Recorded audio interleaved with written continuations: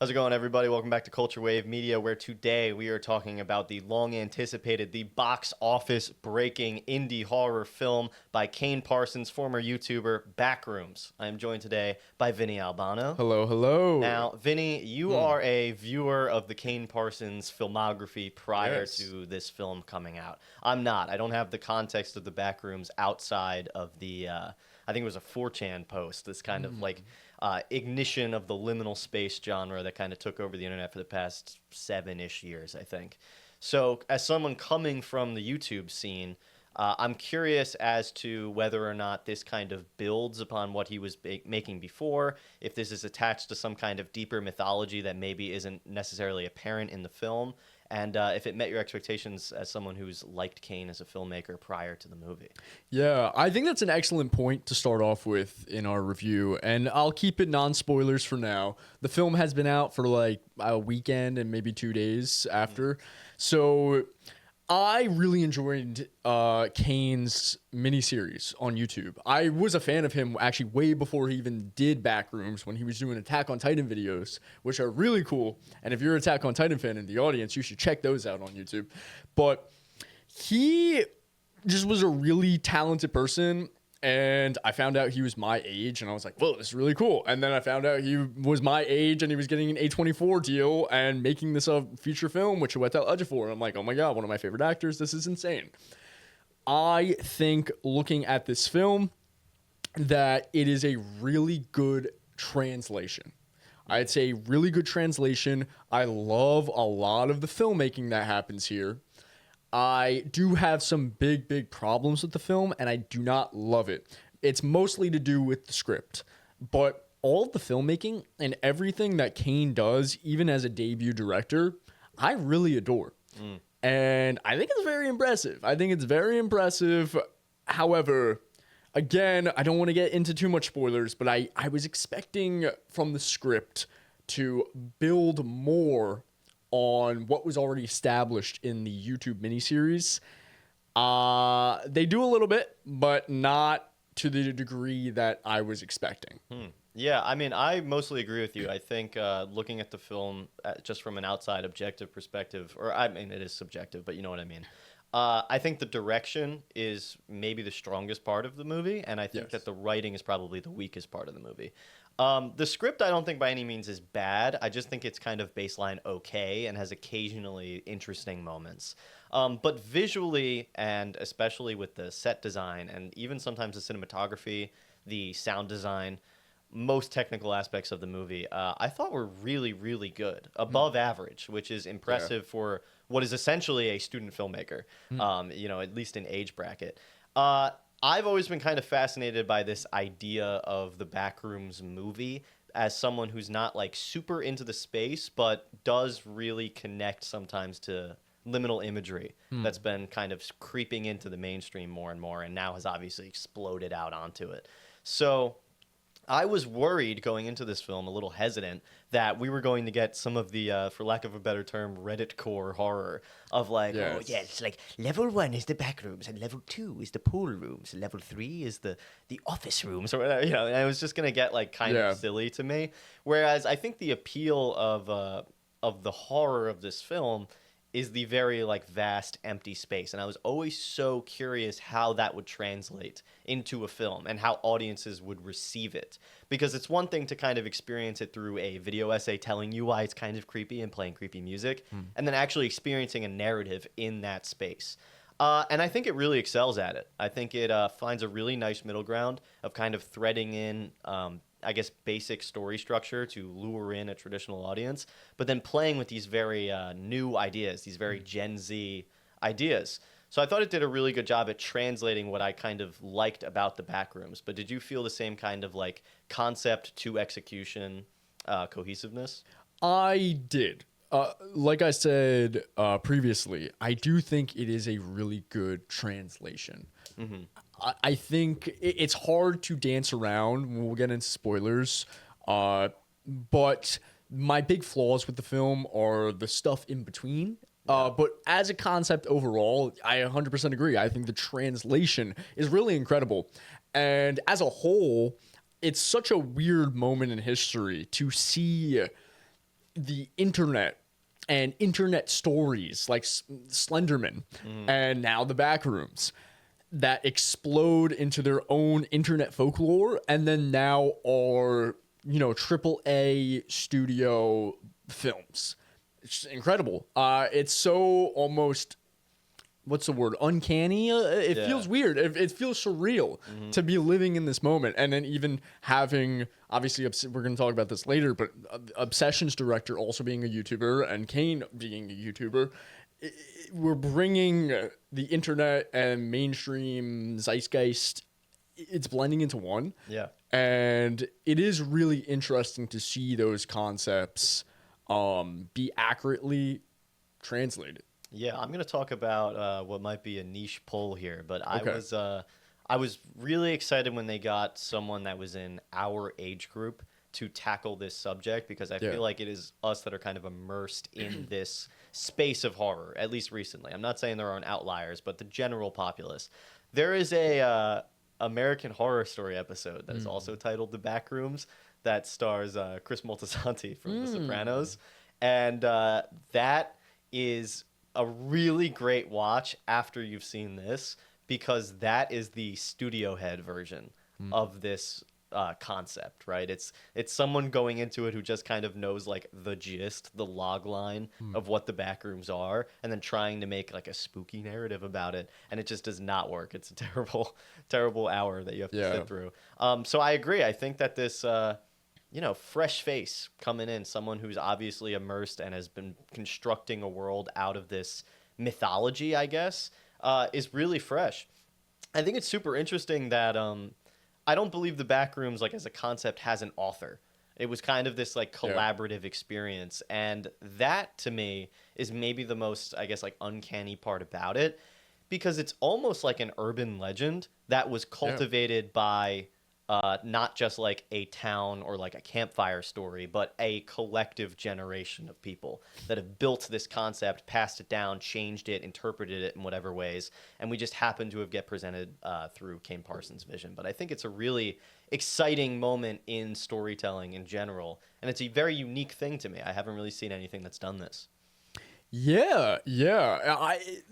I mean, I don't want to go too on a tangent, but I love that talking point just in general in life. I always talk about, mythology, how mythology was originally told orally before it was told written, Even we have the Odyssey coming up in a couple months, and the Odyssey, that was thousands of years ago. It was first told through illiterate bards that traveled from tavern to tavern telling these stories. And you know how that goes, right? The story changes with every time it's told and whatnot. So these great mythological these myths and folk tales throughout all of history have like this collective chaos, right? Everyone kind of pitches in and it forms into its own monster. Yeah.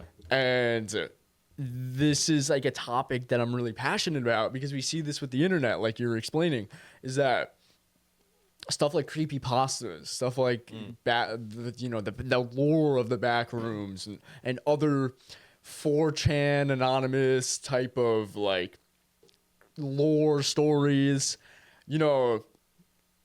even like conspiracy theories that go off the rail, where like conspiracy theories that might have started with a really good and actually like the ice walls. Yeah, like the ice walls. Yeah, dude. like stuff like that where it's like, yo, this guy might be onto something, and then it just kind of like piles into this combobulation of like 500 thousands of different people on the internet just adding onto it and being like, no, this and this and that. So, but it is like fascinating to see human culture examined like that, and how we've never really changed. It's just been it's evolved and it's adapted into what we now have as filmmaking and the internet. Yeah, it's a really fun exploration of the way that storytelling is kind of changing.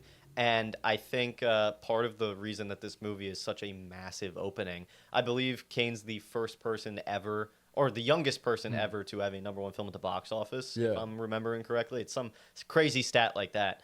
I think a lot of that is because someone in our no matter who you are in our generation has some kind of experience with this concept, this liminal space horror, backrooms, whatever you want to call it. And I just think it's really interesting that it's all kind of come together and made this film. I'm going to kind of summarize my non-spoiler thoughts because I really want to get into spoilers. So just very quickly, I'll say that I'm really amazed with the set design of this movie. I think it has a really eerie, genuinely fantastic visual design. Just kind of creating these like blank, empty yellow rooms sounds like something that would be super unpleasant to look at, and it's not. I think the cinematography here, especially in the found footage segments, is really interesting. It's dynamic, it's creepy, at best it's scary, and it just does a lot for me. Everything about this on a technical level is very good. I think it has some shaky ground to stand on in the script in certain areas. There's specifically some things with the characters that I'm not totally in love with, but I think as a translation of the idea, like we've been saying, this is a really, really good time. If you like the backrooms in general, I would recommend that you see this film. And Vinny, I'll let you do the same. Yeah, I'm gonna do just that. I agree with you basically wholeheartedly. I'm a little bit more harsher on the character elements and the script elements, I think. The set design is beautiful. The cinematography is incredible. What Kane does as a debut director is incredible. Chiwetel Ejiofor too. I mean, I always loved Chiwetel Ejiofor, but I think he is really awesome as a protagonist here. With what he's given.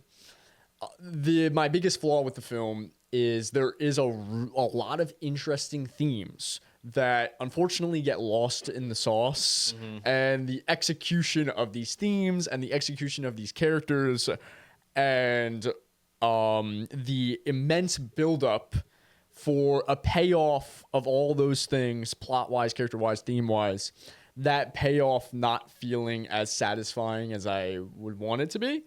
I'm not that I dislike it, but there's definitely a lot more that one would want in exploration of the concept, in exploration of these characters, in exploration of the themes.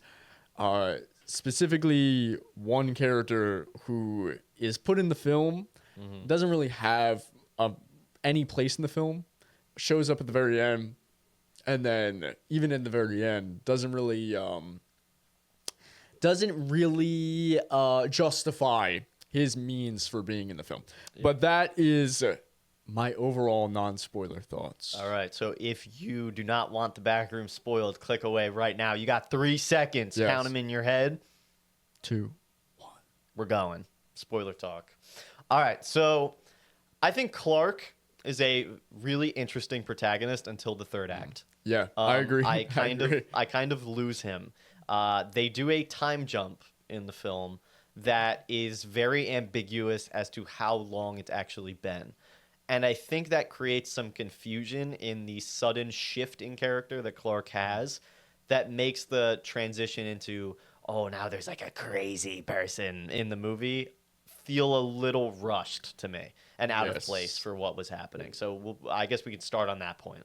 I don't want to ramble too long. Yeah, no, I 100% agree. That is where the film really lost me, because I was digging the slow burn buildup, and then that entire third act twist felt like a very modern horror trope. Like this is kind of going on. Like that was the point in the film where I was like, okay, this really cements itself as a 2026 horror movie, because now it feels like every movie in the horror movie in the 2020s has to have like a no, this guy was actually the crazy little one, but isn't really like actually the villain. It's not like Hannibal Lecter, where Hannibal Lecter reveals himself to be the mastermind the whole time and then plays it out through the end. It's like this bait and switch, and they keep doing this in horror movies like constantly, where it's I think honestly, I'm not gonna go there. Actually, I was gonna bring up Scream and then go on the lineage of where this trope started exactly, but either way, that was the point in the film that just like lost me. It could have been just so much more interesting. There could have been so much more exploration. Everything would async, and yeah, I was missing a lot there. I was missing a lot. I think, you know, kind of as we discussed, like the most interesting part of this movie for me is the backrooms. Like, I Yes. think kind of uncovering like what this is really fascinating. I coincidentally also kind of feel like if it was over explained, it would be worse than not explaining it. So I Yeah. think for what the movie's doing, it is relatively speaking balancing a very nice line of giving me just enough to be like, I really enjoy this concept, but not so much that I'm like, okay, now I understand how everything works and there's like no fun to be had because I just know everything about this space. So I Yeah. like that generally. I think the problem is that I think on paper, Clark's arc is really tight. But in execution, it feels very disjointed. Yeah. They lay all these seeds in the first and second act with, in hindsight, I can kind of look back on and be like, oh, that's how this like culminates into the third act of like, there's hints that he was kind of like maybe an abusive partner, a little more violence than he was letting out. You can kind of hear moments of that in the dialogue with his interns at certain points if you kind of like think back on it. I just think that, you know, this idea that we're going to like use the back rooms as a mirror to Clark, and it's going to show off like what the back rooms, or I guess like what the world perceives him as, is this giant, imposing, like angry, monstrous thing, is not totally justified by the character that we get to see in the first and second act. Yeah. I really like it on paper, and I love the way that Kane Parsons has decided to use the backrooms as something that is just, for whatever reason, mimicking and distorting the real world. I love that idea. I think that's so creepy. Yeah. But I don't think it necessarily works in execution for what they're trying to do with Clark, which is a shame because I really love what he's trying to do. Yeah, I honestly, you hit at all the points I was going to say. I 100% agree with you on, like the themes are there, Yeah. and the themes are deep, and but it just, that jump between like the end of, you know, that time skip and that jump where the found footage cuts out and then to when we see him again, it just feels very awkward. And those themes feel like lost. Like it just kind of like loses itself in this execution for me. Like I like it. Like, it's so hard to. I'm just very like I feel very middle of the line on it because conceptually, again, like you said, I agree with you. Conceptually, I like it. Like it sounds cool. It is cool. Like the themes are great. It's just an execution thing, Yeah, you know? And like yeah. maybe that's just kind of the price you got to pay with a young filmmaker like this. It's just like we're not quite there. We do have a backroom sequel in the works, and apparently, according to the news, Kane Parsons is looking for a co-writer. I think that would be a major help. I'm not trying to shit on the guy. I'm very impressed with him. I think he's a really like astounding filmmaker for his age and what he's doing here. But I do think that, this could have used a little bit of a touch-up with someone a little more intimate with character work, and that could have benefited things. But to not harp on the negative, I'm going to jump onto a positive spoiler that I want to talk about with this film, which is the extended found footage sequence in the second act with Clark and the interns. I think that is a terrific sequence. That really lets the set design excel to the high point that I thought it was in the film. I really like the traditional cinematography, and I think the found footage most of the time was just kind of like very neutral to me. It was like, okay, I get why we're doing this. It's like a callback to the web series and like the very like internet VHS kind of nature of this concept. Yeah. But it wasn't really doing much for me until that sequence, because then it's like a chase and now we're with Clark in a more intimate way, and I just love the way that everything's constructed, that we're not really cutting. We can like kind of follow this like insanely bizarre path as he's navigating this space and coming into all these really crazy visual areas, and just like seeing the environment shift and the constant tension that something is like right on his tail and he's running into dead ends and walls, and it's so disorienting and claustrophobic. I really thought it was exciting. It actually reminded me a lot of this is kind of a weird poll, but it reminded me of the Dracula's castle moment in Nosferatu, where Nick Holt is Yeah. just kind of like running around this dungeon for like 20 minutes, and it's terrifying, and like you don't know what's happening, and it's just like a real adrenaline rush. I think that sequence is terrific, but what do you think? I agree with you. That actually might be my favorite like part of the film because and it really shows you the brutality of the entity.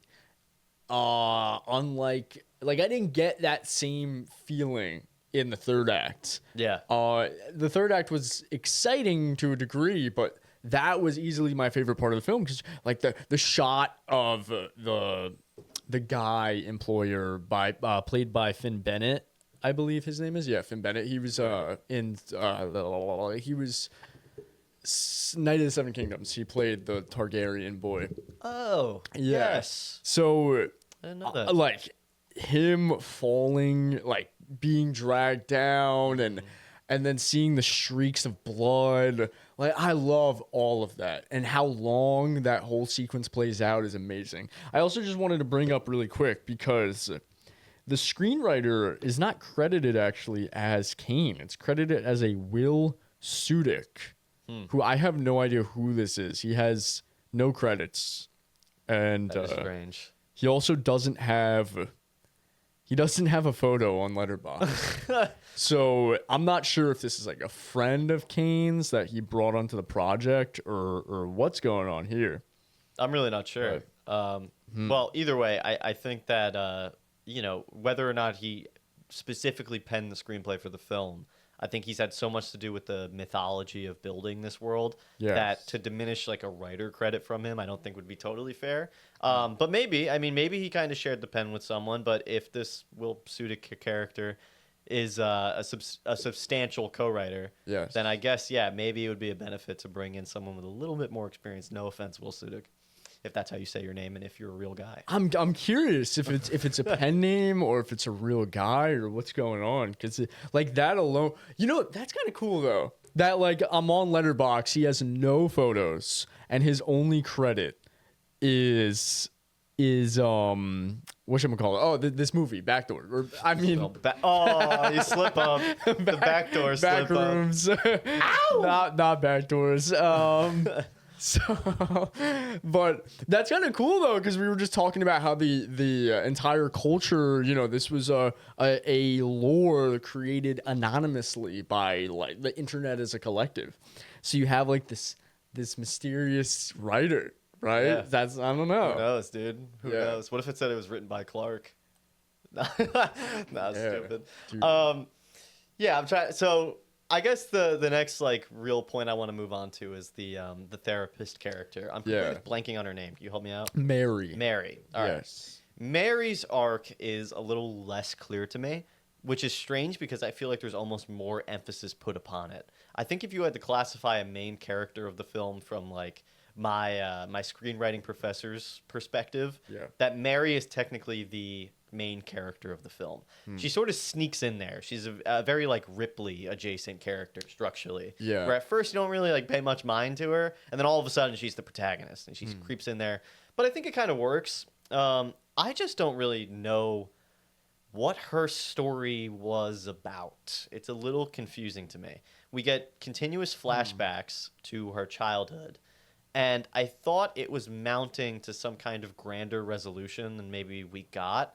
I almost felt like maybe I missed something, that she was like, that there was some hidden story of her like overcoming some kind of trauma through this experience or triumphing over something, but it all kind of felt very foggy to me. So did her character really like do anything for you? Yeah, so I agree with you. I actually do, at least my interpretation of it, I understand what they were going for, but it is very kind of, I don't want to say like, I don't know the adjective I would describe, because it's very, like, they just don't do it that well. It doesn't really have, like, any real connectivity, it feels. And even the flashbacks are kind of heavy-handed, but in a way that goes over a lot of people's heads. But I don't want to be, like, a stupid audience member of, like, because that does kind of feel like shallow criticism, where it's like, oh, no, you oh, we have to have everything spoon-fed to us, right? And I don't agree with that at all. You know, nearly all of my favorite movies have very subtle character building, but at least my interpretation was that, you know, she had this trauma with her mother, and her mother had to be like a paranoid schizophrenic, and she was trapped in that home as a girl, and she was constantly trapped in this home, this labyrinth, and the Backrooms being a modern day retelling of the labyrinth, you know, from ancient mythology. So like that was my interpretation of it. Almost like she's reliving those events and able to like escape this time. Exactly. Okay. Yeah. Interesting. Exactly. But I don't think the execution there really got like even though I understood it, I guess the best way I could describe it was I didn't really care for her as much as I care for like a character like Ripley, as you compared her to. No, I agree. You know? I think there was just something about her arc that felt, like you said, disconnected from the concept at large. And I also think that like Clark's arc felt like something that was very explicitly tied to what the Backrooms like represented. And hers kind of felt like it was representing an entirely different thing. Yeah. Clark's really felt like it was a exploration of like his deepest insecurities and flaws being presented in like a very monstrous, altered way to himself, which ultimately bites him in the ass. Whereas Mary, you know, like some clone of her mother is not there. So like I know it doesn't need to be that explicit, spoon-fed as you put it. Yeah. But it almost feels like she's just kind of jutting into like another story, and then the ending is given to like the B plot. You know what I mean? Yes. Like it just feels like a little bit of a mismatch. I don't hate it. I think like she's kind of a compelling vessel to sit with in the third act. But again, like we said, we're not huge on the Clark switch up. So it's just this. It's a little strange. Though the third act is where a lot of my problems arise with the film. But that's not to diminish it entirely, because again, I think like there's some great stuff in the third act. Pirate Clark, I would love to talk about. This actor, he's I believe he's some kind of European basketball player. Yeah. He's I think 7'6". Yeah, he played the alien at the end of Romulus. Yeah, so he's the alien at the end of Alien Romulus. Honestly, seriously. Yeah, I don't know. My Siri just turned on. That was odd. Whoa, dude. Yeah. Maybe it's him. He runs Siri. Maybe. Well, either way, I want to say about this gentleman, I'm blanking on his name. Would you mind pulling it up on Letterboxd? Oh, yeah, I got you. So this guy is in 2 horror movies. He is not an actor. I don't think he speaks in either movie. But man, keep putting this guy in movies, because maybe this is offensive, but he's a scary motherfucker. Yeah. When they put this guy in makeup, he is a long, scraggly, imposing creature in these films. And both times, I was just really, really in love with his performance here. I also love the way that Parsons directs him. Yeah. It reminded me of the only thing that I actually know Parsons from prior to this film, which we were talking a little bit off camera about, the series The Rolling Giant that he did, which is Backrooms adjacent, and is basically this guy wandering through an abandoned underground mall, being pursued by this rolling parade float monster. Yeah. And the cinematography there really struck me, because it wasn't doing jump scares, it was doing monster way down the hall, and we're sitting with it, and it's coming, it's walking at you, and how are you going to get away? How are you going to leave? Is there claustrophobic? We do the same thing here. I love the sequence of Pirate Clark just kind of ominously approaching in the store area, where he's just kind of walking at her, and she's having to use the tables to kind of just like avoid him, and he's just going around. It felt like a horror game chase where you're like shit, you know, like the whole time. And I just really, really liked it. I love the way it's directed, and I think this gentleman, which you're about to tell us his name. Yeah, so he is he used to be a basketball player from Romania. He is ethnically Hungarian. He is Robert Bobroczkyi. I can't do Eastern European names. But yeah, I think it's Robert Bobroczkyi. Robbie Broski. Yes, my boy. Yeah. And I agree with you there. He has the potential to be the next Doug Jones. See, Doug Jones is one of my favorite actors. Not only because he is a brilliant actor himself, like he delivers lines in movies like Hellboy, and he really embodies these characters. Again, like Doug Jones is a master of the body.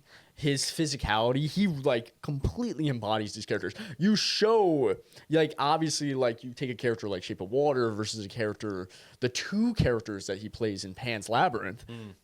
And yeah, obviously completely different makeup and costume design, but just the physicality alone, if you strip that away and made them mannequins and it was just like faceless figures, you would still be able to tell which character is who. Right. So he has the potential to be the next Doug Jones, I think. Yeah.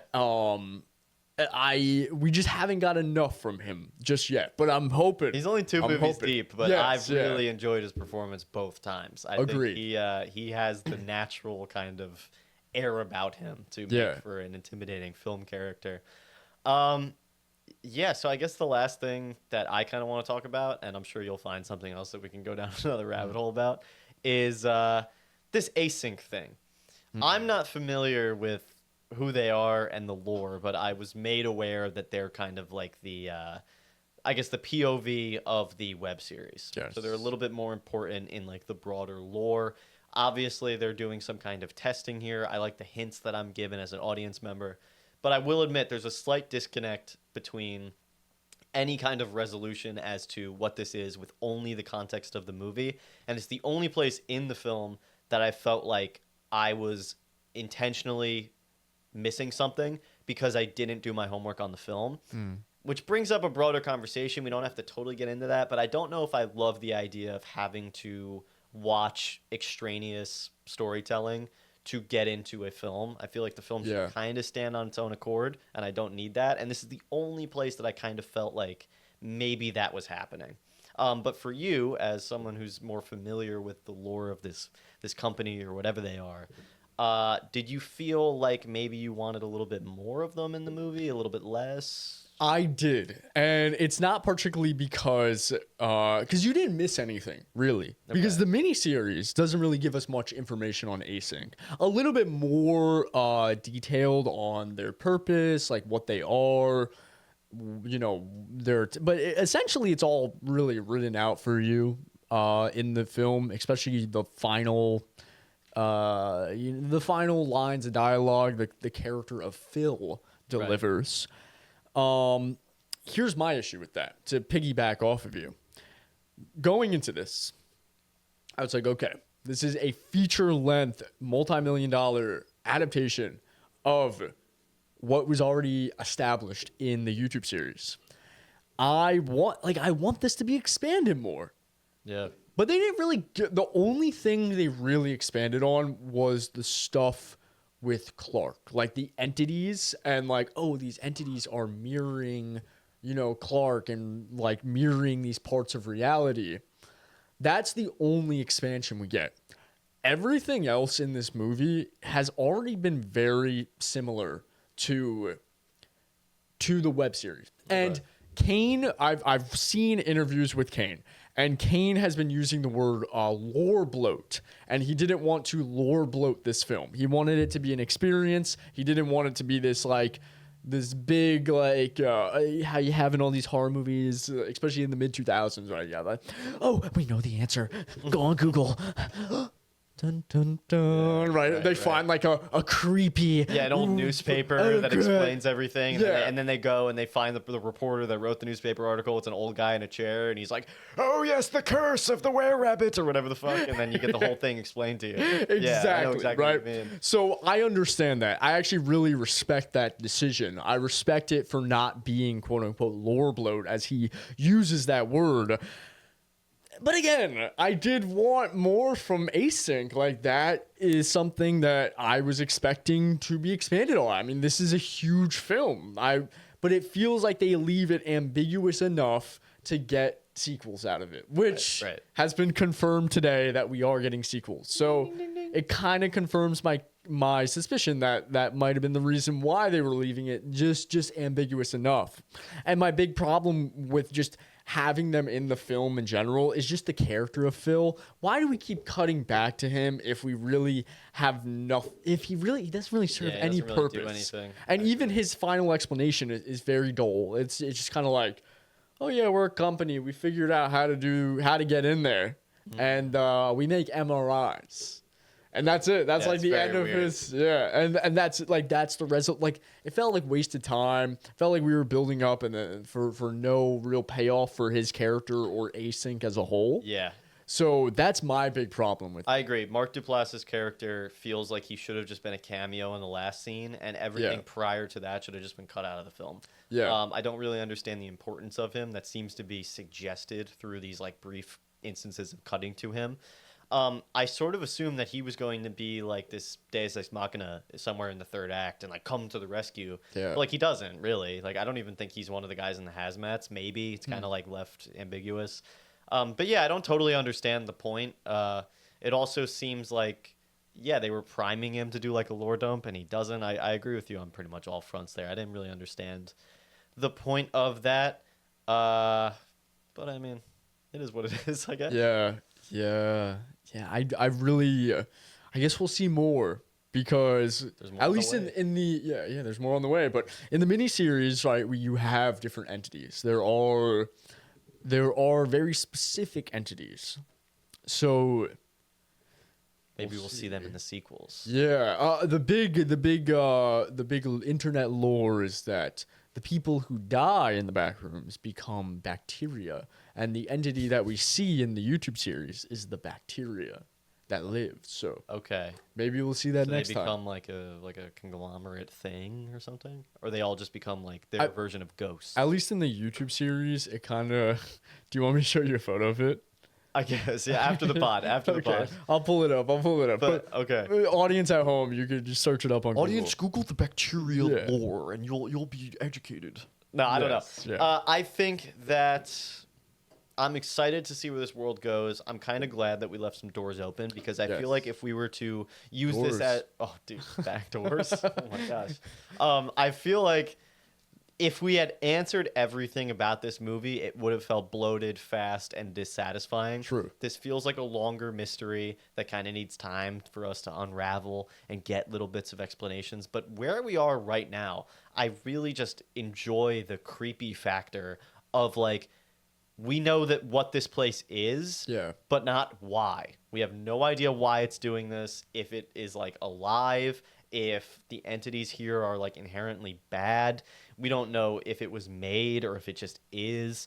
All of these factors are very interesting to me, and I kind of like the ambiguity of it, and it makes me hesitant for sequels of how much information are we going to get. Like I said, very delicate tightrope that we're walking for me personally about when this goes from being something that is really interesting and to theorize about and try to unravel this mystery, and then when it becomes I know everything, and now this otherwise interesting setting has just become a series of empty rooms. You know. Yes, yeah, I agree with you. I think I think honestly, I'm gonna look back on my thoughts on this movie in the future, and I have a feeling that on rewatch, this film is gonna change. You know, this might be a film for me that gets better with time and gets better with rewatch. Yeah. So we'll see. As of right now, you know, we've laid out our points. Mm-hmm. I love a lot of what they do, but the script just kind of falls apart for me at the end. But yeah. What's your score, Yeah. Vinny? We're pretty much right there. Before I give my score, I do want to say that the entities that are shown are really cool. And I love a lot. Like I love when the entity that kind of mimics Clark's wife comes out of the dark and the Christmas tree. Dude. Yeah, awesome. Oh my god! And the ding ding. Yeah. And then that dinner table scene where she just like runs into the corner. Yeah. After he literally just explained that they don't feel fear, and then runs into the corner. And then you have like the ding, the little lamp guy. Yeah. Just, really, really, really intriguing stuff. Mm-hmm. And again, a credit to Kane Parsons as a director. I like how he doesn't make like a jump scare out of it. It's very just what you were explaining with his rolling monster through the mall series. Right.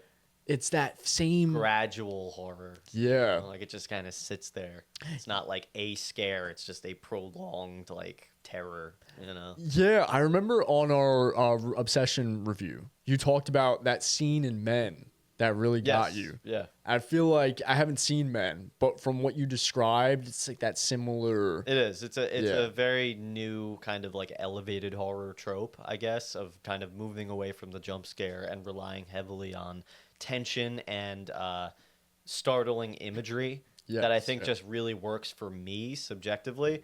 But you know, I mean, I've heard some mismatch with people about the scares in this movie, and that's aside from the fact, but all about the lore and all these other things that people are critiquing. One of those things being that like it's not scary. I thought it was pretty scary. Yeah. You know, I wasn't panicking in the theater, but there, like I said, that extended found footage sequence, there's some real tension in that scene. In that whole extended montage there. So I really like this movie, Vinny. Yeah, I'm gonna give it a solid 6 out of 10. Okay, low. Bless you, Darren. Much lower than I thought. Yeah, you know, like I'm not like super passionately negative about it though. So like audience, like my 6 out of 10 is very most likely to change. I wouldn't go lower than a 6. I would probably go to a 7, but as of right now, I just feel very comfortable at a 6. Okay. But I have a feeling that's most likely to change in the future. All right, so it's potentially going to rise a little higher. Yeah. Shout out. Yeah. Audience, hack Vinny if he doesn't raise his score on the Backrooms by 1 point. Yeah. I'm going to go a little bit higher. Like I said, I really love pretty much everything about this as a project, from a behind the scenes perspective to a technical perspective, and the way that it uses what could have been a very cringy subject and makes it into a pretty solid, like, elevated horror film. So what? Sorry. What are you giggling at? You know those like shitty Backrooms video games? Yes, that's what I'm thinking of. Yeah, I'm thinking of the one where you have to run away from the PNG of Kanye? Obama. Oh, no, of Obama, yeah. There's a Kanye one too. There's a bunch of those, yeah. So this movie could have been, you know, like level 1, the Backrooms, and there's a PNG of Barack Obama chasing this guy around. That was a possibility because this is public domain. Yeah. Anybody could have their interpretation on this film. I'm glad that Kane Parsons took it fairly seriously and made a pretty damn good movie, even if I think the script is weak at times. Well, we'll put it generously. So I'm gonna give it an 8. Okay. I know it's a little high for me, maybe, but you Yeah. know, especially as Mr. Theme and Mr. Script guy, sometimes, what can I say, man? I'm taken in by the allure of all of the other aspects that make our beautiful careers in film something special. So that's all I got, man. I have 2 questions for you before we end this. Yeah. One, I was really curious what they tasted like. Oh, true, dude. So What it's do like, they taste like? Yeah, kind of like it looks stringy, like Rice Krispie. I want to know like what they used marshmallow. for the prop, and then Yeah. that would probably educate me on what they taste like. Yeah. You know, like I feel like what do they use fake guts like as in a movie? You've been on more sets than I have. I feel. Like. Yeah. Well, I've seen literal pig guts be used. Well, let's hope it's not that. Maybe Kane yeah. Parsons was like, "Eat the pig guts." No, it kind of looked No. like it kind of looked like marshmallow. Like I was like, damn, like I'm kind of going for s'mores now, you know. Yeah. After I saw his belly. Audience, let us know below if you were trapped in the back rooms. Would you eat the entity people? Would you just cut their stomach open and eat them up and go, nom nom nom, that'd be delicious? Yeah. Who knows? What's question number 2? Oh, the question number 2, right? So you brought up it's public domain. Yes. Do you think, like other horror properties of the past, do you think that the Backrooms is now going to be taken by filmmakers all over the globe into this like? We have like hundreds of different backroom movies, like very like shitty, low budget, or you know, or even like 20 years from now, like studios are like, we should do the Backrooms again, right? So, oh, man, that's a great question because yes, this is a public domain thing. Like technically, the image has no author, it has no copyright attached to it, as far as we know, or anyone can ever prove. So you can use liminal space horror. I think we're going to see much more of that. I think we're going to see a ton of like liminal space I think it's going to vary in execution. Yeah. I think some of it's going to be really cheesy and bad. Some of it's going to look identical to the Backrooms, and people are going to point at the movie and go, "Oh my god, it's the Backrooms!" Like from the Backrooms, and that's not going to be as good. Yeah. But I do think that liminal spaces as a kind of like new horror genre, I guess, or I guess maybe more of like a skin for a horror movie to wear, is fascinating. So I think that we might get some good stuff out of this and some bad stuff. I don't know if we're going to see necessarily the Backrooms represented in too many other places. I think we'll see adjacent concepts. I don't know if we're going to do them specifically. Yeah, I think of Hellraiser. Okay. For some reason, because now Hellraiser is not public domain. Box. Yes. So I'm a big fan of Hellraiser. Like that was my first horror movie. I watched it when I was in 3rd grade. That's why you're like this. Yes. Okay. Yeah. So I watched it very, very young, and my family loved that movie. It's really interesting that my family loves that movie. But anywho, that's a whole nother topic for another day. But I think of Hellraiser. It is an intellectual property. It's privately owned. But after number 2, there's like fucking 8 other Hellraiser movies that no one's heard about. Like these like shitty low budget like made like films, and I'm wondering Lifetime Hellraiser. I'm wondering if the Backrooms is gonna get a similar treatment where it's like the Backrooms or the Backrooms Redemption. Oh yeah, dude. I hope we get a spin-off that's like the pool rooms, the furnace rooms. You know, get all the fucking levels that people on Reddit talk about. Yeah. But they're like, if you clip out in level 7, you go to level 88, and it looks like a old Japanese dojo. It's like, fucking, dude, shut up. Yeah, we're probably gonna get some shit like that. Eventually. But for now, where we are in the present moment, I'm very happy with this film. Do you have any last thoughts? Nope, that's all for me. All right, lovely. Audience, we hope you enjoyed the Backrooms. If you haven't seen the Backrooms, sorry for ruining it for you, I guess, if you came this far. But yeah, man, I mean, this was a really fun time. Shout out Kane Parsons. Indie horror and young directors are seeing a big boom right now. This is a great thing for this industry. I think AMC also reported that this is the most attendance they have had in a movie theater in years, in terms of amount of tickets sold. So that's great. Cinema has been, everyone's been saying, oh, the movies are dying. No one's going to go to the movie theater. And, dude, turns out, R.I.P. Bozo, we're going to the movie theater. So this is awesome. We're covering a lot of different stuff on this channel right now. I believe Scal and Liz are covering Euphoria. We have some movie reviews coming out.